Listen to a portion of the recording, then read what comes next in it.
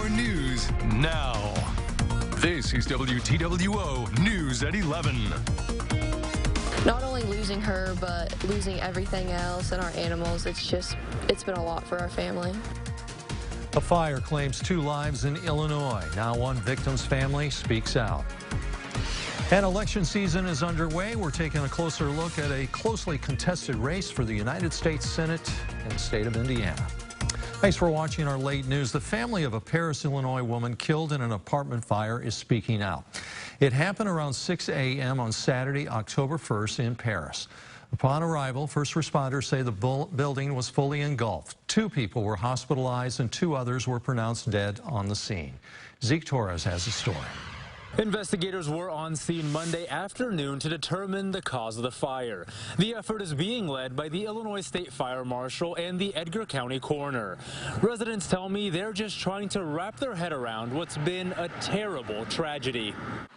Caution tape still surrounds the corner of South Central Street, just days after a fire forever changed the life of Sarah Mills. She is definitely my best friend. I would go to her no matter what. The blaze killing 72-year-old Bobby J. Turner and Mills' 52-year-old mother, Tammy Kiefer. It's going to be hard because I just want to call her right now and ask her what to do, but I can't. According to Edgar County Coroner Scott Barrett, Kiefer made the original 911 call saying there was a fire in the apartment complex, and she was unable to get out of her second-story unit. An autopsy is scheduled for October 3rd. The cause of the fire is still unknown. Mills' brother and his new wife also lived in the building. The 2 were wed just a week ago and lost everything. The fire also destroying multiple childhood pictures and memorabilia of Mills. Despite the devastation, the family is staying strong. My mom raised me to be strong and independent, and I definitely know that she would want me to keep it together, not just for me, but for everyone else, because the rest of my family is really struggling. So I feel like I have a void to fill with her. I have to try and be the glue like she was. In the town of over 8,000, residents are collecting and donating items to those impacted. Denise Tingley and Sherry Washburn both knew Kiefer and say this incident is heartbreaking. She'd get her shirt off her back if she had to. She'd do anything for you. She's a sweetheart. We just lost a wonderful person. That's all I can say. I'll miss her terribly. A GoFundMe has been started to help those families affected by this devastating fire. That link can be found on our website, mywabashvalley.com. Reporting in Paris, I'm Zeke Torres. We should mention that we were unable to contact Bobby Turner's family or friends. Not too far away, one person was hurt after an explosion and fire at a home in northern Edgar County. It happened this afternoon at a home located on North State Street and East Jefferson Avenue in Chrisman. The Chrisman police chief says before 1 p.m. the house erupted in flames after what's being described as an explosion. The chief says one person was at the home and has been flown to an area hospital. The incident remains under investigation.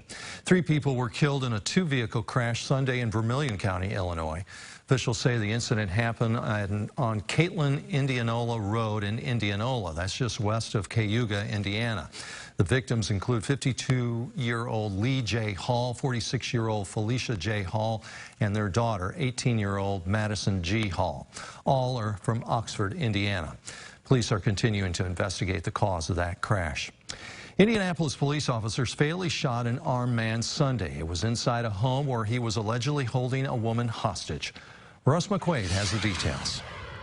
The front door to the house swings open. Out back, there's a balloon in an alley after a child's backyard birthday party Saturday before things got crazy. An IMPD was called Sunday morning. They encountered a female outside of the residence at 524 who stated that her female roommate was being held hostage in a bedroom inside the residence by her boyfriend, who was also armed with a handgun. At a certain point, a gunshot was heard from inside the bedroom. To protect the safety of the hostage, SWAT team members then immediately entered the bedroom where they engaged the suspect. At least 4 officers then fired their department-issued weapons, striking the suspect. He did have a weapon in that room, along with 2 knives, and the female was in there and she was rescued. She's a very nice person.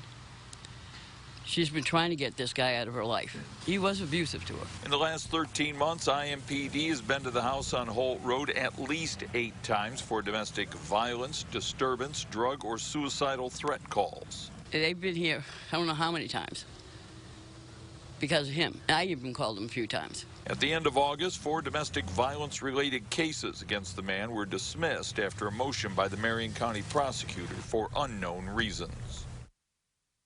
And family members say they still don't know what happened. Like everyone else, they're waiting for answers from the investigation.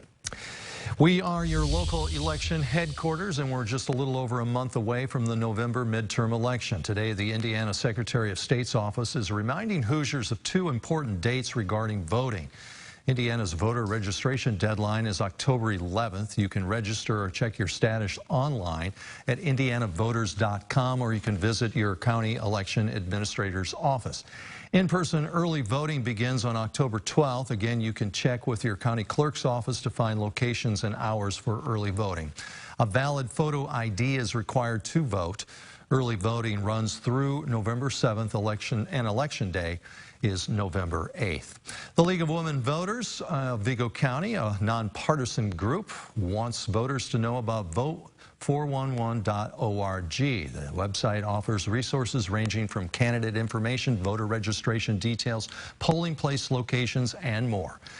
Karen Collicott, president of the League of Women Voters of Vigo County, says they have published a voter guide on Vote 411 for all Vigo County voters. The Vote 411 website helps millions of voters each year. A new poll released over the weekend shows a competitive Senate race in Indiana. Republican Senator Todd Young leads his Democratic challenger Tom McDermott by just 2 points. Our State House reporter Kristen Eskow gives us a look at where the race stands. It's one of the biggest races on the ballot this November, as Republican Todd Young seeks a second term in the Senate. A Marine Corps captain trained in counterintelligence. Young has focused his campaign on his military background and his work in Washington on measures like the Bipartisan CHIPS Act, which will scale up semiconductor manufacturing. We outgrow, out-innovate, and outcompete the Chinese Communist Party to ensure that American values prevail. Young's Democratic opponent, Hammond Mayor Tom McDermott, says he's made abortion rights his top priority following the Dobbs v. Jackson ruling. It's SB1, it's women's reproductive liberties. It's something that's extremely important, and it opens up a door to a host of other issues as well. There haven't been many polls released on the race, but a new poll from Indy Politics and ARW Strategies suggests it's a dead heat, with Young up by 2 points over McDermott. 17% of voters remain undecided. UIndy political science professor Laura Wilson points out the poll finds a larger portion of undecided voters than you'd normally see at this point in the campaign. There's a lot of national issues that are getting attention right now. Gas prices are still going up. Inflation is still a problem.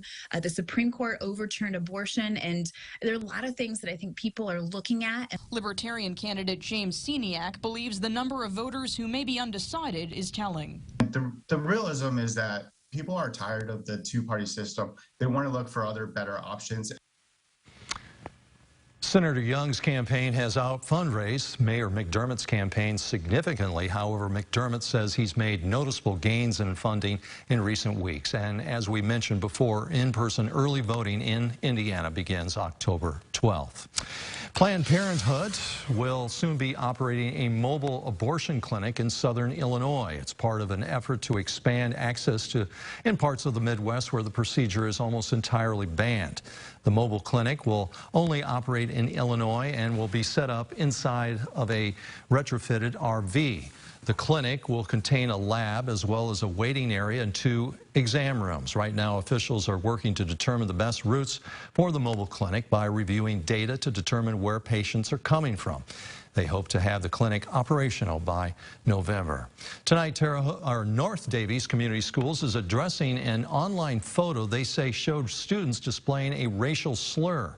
The school district posted a statement on its social media Friday morning. It says, in part, their actions do not reflect the beliefs of North Davies Community Schools, and we are taking their actions very seriously. The administrative team is addressing those students with disciplinary actions as well as mandatory participation in curriculum regarding racism. To read the school corporation's full statement, just visit our website, mywabashvalley.com. A candlelight vigil was held this evening at Fairbanks Park to remember lives lost to domestic violence.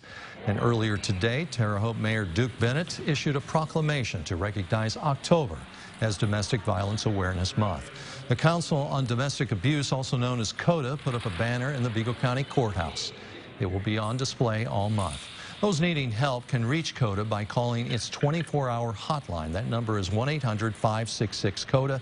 The organization also has a chat feature on the website, CODAWabashValley.org. Today, the community gathered to celebrate the feast day of St. Mother Theodore Guerin. People joined Sisters of Providence for the Mass this morning in the Church of the Immaculate Conception. St. Mother Theodore Guerin founded the Sisters of Providence at St. Mary of the Woods in 1840. She was canonized in 2006, becoming a saint. Her feast day was designated for October 3rd, and the Sisters of Providence invite members of the community to visit St. Mother Theodore Guerin's shrine.